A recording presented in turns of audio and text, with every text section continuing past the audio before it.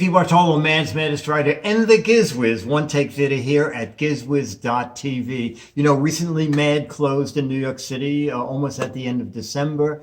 I have a lot of stuff that I brought home from Mad, from my office, and kind of created a very mad atmosphere here. And so what I'm going to do now is give you a little tour of Gizneyland 2.0. When you come into the building, you never would know that I had this office here. Very, very understated. So Alfred meets you at the door. He's wearing his working press pass. And you know, out in Hollywood, they have their Walk of Fame. So here at Gizneyland, we have our Wall of Fame. And these are people that I met through Mad Magazine or through being the GizWiz. You know, there's Neil Patrick Harris, and then Weird Al. Weird Al is a huge Mad fan, actually edited an issue of Mad. OMG Chad, Geraldo Rivera from CNBC. We worked in studios next to each other. Leo Laporte from Twit. I'm still on Twit on Saturdays. Bill Gaines is Santa Claus. Candice from World News Now. This is my favorite things. Out of the blue, Lin-Manuel Miranda of Hamilton fame.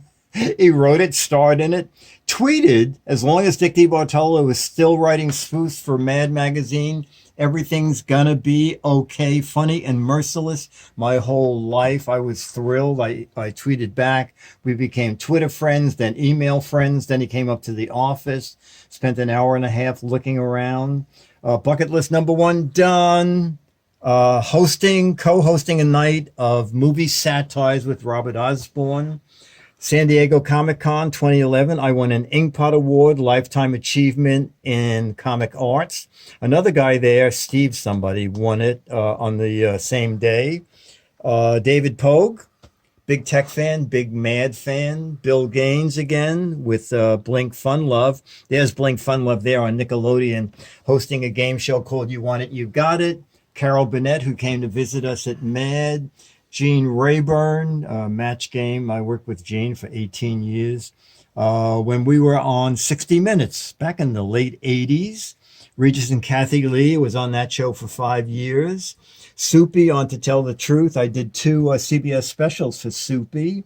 I was on a show called That's My Line, not What's My Line, That's My Line, where this man invented a detector that's measured how frightened you were. I'm hooked up to it, and they brought out that tiger. Pat Sajak, we met in the green room, also a Mad fan. This is the largest selling issue of Mad ever. Almost 2 million copies. The Poop Side Down Adventure. Okay, I wrote that. This is the original cover of that issue there.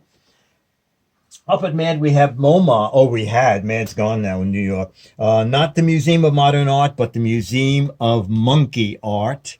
And there's, what do we call him? David Monkeyangelo. All right. And just a few other things. When KFC came out with the Double Down, I created the KFC Triple Bypass. This is a big hit in the office because Irving Schild, our photographer, recreated that, actually created it. So that day there was tons of food to eat in the conference room. Sam Viviano, the art director of Mad, when Dennis and I got married, gave us that. Some Mad posters signed by a lot of the Mad guys, Mort Drucker. My choking poster, find out what the victim is choking on. Don't order that dish for yourself. My bike safety poster, that's in the February 2018. Make sure your horn's loud enough so when you blow it, the pedestrian is so frightened he jumps in the air and you can drive underneath him. We'll take a break and I'll show you the GizWiz bathroom.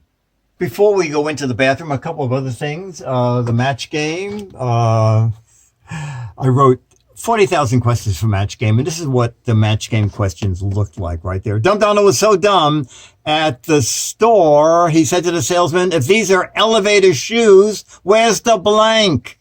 Okay.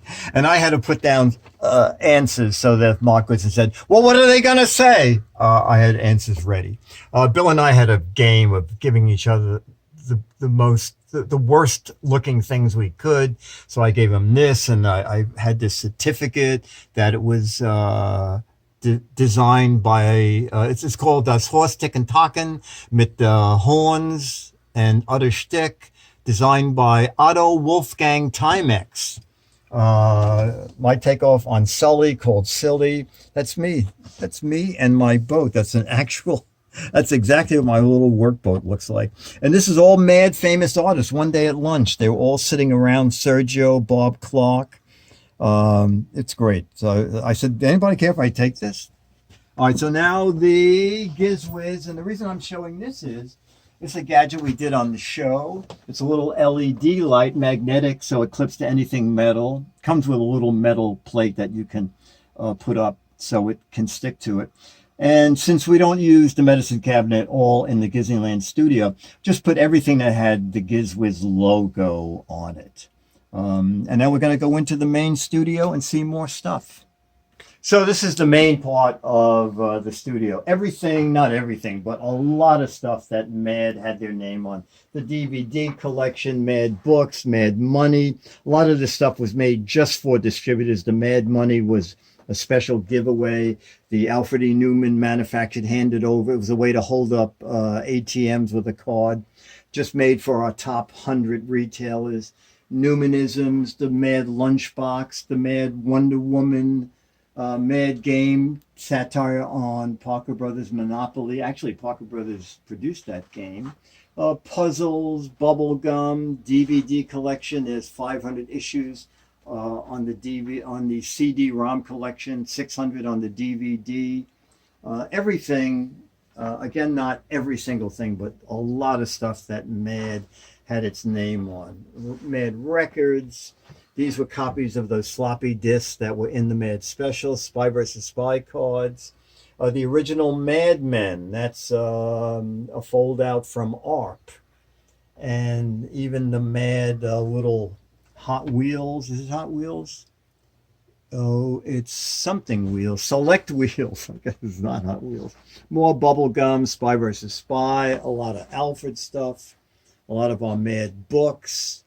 There were Mad coasters, Mad greeting cards, Mad t-shirts, little Mad statues, Mad calendars, Mad salt and pepper shakers, things I didn't even remember. Even Mad in foreign languages. I don't even know what that is. I was that Soranim? Weird Al, that's the issue that Weird Al actually edited, picked out all the material for it. Mad specials. Once I was writer of the month. I'm over there somewhere. Mad playing cards. And then over here, we go to kind of a GizWiz section. So these are some old components. But first, I'm going to show you something I showed on the GizWiz, one of my favorite things, the dancing liquids. Okay. I love little niche things like this. They're like under 20 bucks on Amazon. And I like the fact that even when they're not playing, they light up kind of bright. So now, you know, we have Dick's Gadget Warehouse on the GizWiz. These are Dick's Gadget shells. So these are a collection of really old technology. Back in the 1970s, reel-to-reel videotape. This videotape is Bill Gaines on To Tell the Truth. The LG NV Touch, which had two screens, an outer screen and inner screen. Inside it was the keyboard. Itty Bitty Booklight sold millions. Remember that? World's first radio-controlled clock. It keeps terrible time because it only checks at the atomic clock once a day if it can find it. That was $170 back in 1985. That's the original Casio digital camera. $999.99, $1,000. It had 2 megabytes of memory and could take 30 digital pictures and then other stuff. But you want to know something? Casio was way ahead of their time. See the lens on the Casio? It flips over. Casio invented the selfie. Pretty interesting, isn't it? So that's a lot of stuff. Oh, one other thing. So up there, King Kong. Bill Gaines is a big King Kong fan. And at Toy Fair, they had this giant ape. and I asked the guy if I could buy it. He said, "What do you want a big ape like that for?" And I said, "For the publisher of Mad." He said, "The publisher of Mad? When the show's over, I'll send it to him." And he did. And I'll show you a couple of other things. There's a Jack Davis. Well, this is where I guess this is really why I have a studio. This is where the show comes from. So this is where I sit and talk to Chad. This normally is where the chat room is. That's when I'm on Twit. I can see it on that monitor up there. All my premium, my Avast is running out. Well, that's okay because I'm not renewing it. And then normally my boats are up there so I can tell what my boats are doing. There's the Inkpot Award, okay? That's the actual Inkpot Award. I'm really proud of that. And Steven Spielberg did also win one. And Jack Davis did that picture of me when we were on a TV show. And then one of my favorite letters from George Lucas when I did the takeoff on Star Wars. George Lucas wrote and said, there should be an Academy Award for Dick DeBartolo and Mort Drucker for satirizing my movie. And what's funny about it is 3 days after George's letter, we got letters from his attorneys. That is a copyright infringement, and we're suing Mad Magazine, and we want the 8 pages of art, and we want the profits that those 8 pages made. And I said to Bill, what are you going to do? And Bill said, I'm going to copy your letter and write across the lawyer's letter, gee, George liked it. And he did. And we never heard from the lawyers again. And there's a little marquee sign. I love this. These are like $20 on Amazon. You can buy them. Down there is stuff going or coming from the warehouse. There is an actual warehouse several blocks from here. I do have a lot of stuff. And I'm going to end with a very, very weird story. Mad closed on December 22nd, okay? I cleaned out my office on December 23rd when I walked in here. This Mad fan was on the shelf running, okay?